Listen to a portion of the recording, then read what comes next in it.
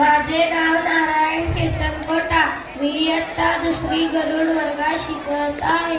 एकवीर आई तू डोंगरावरी, नजर आहे तुझी कोल्यावरी. या भक्तिगीताच्या बोलाप्रमाणे नवसाला पावणारी, कोळांच्या आराध दैवत असणारी देवी म्हणजेच एकविरा देवी. आई एकविरा देवी ही महाराष्ट्रातील देवीच्या 3.5 शक्तिपीठांपैकी एक असलेल्या माहूरच्या रेणुका मातेचे दुसरे रूप म्हणून ओळखली जाते. आपल्या पराक्रमाने तिन्ही लोकी नावलौकिक मिळवलेला परशुराम हा रेणुका मातेचा एकमेव वीर पुत्र असल्याने या देवीस एकविरा असे संबोधले गेले आहे. एकविरा देवी ही जलदेवता म्हणून प्रसिद्ध आहे. त्यामुळे चाकरी कोळ्याने आई एकविरेला कुलदैवत मानलं आहे.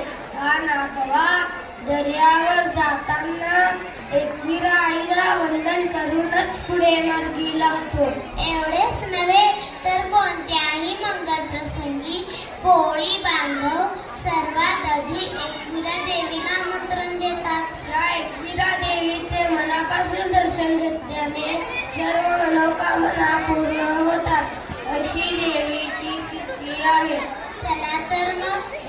चला तर मग एकविरेच्या दर्शनाला.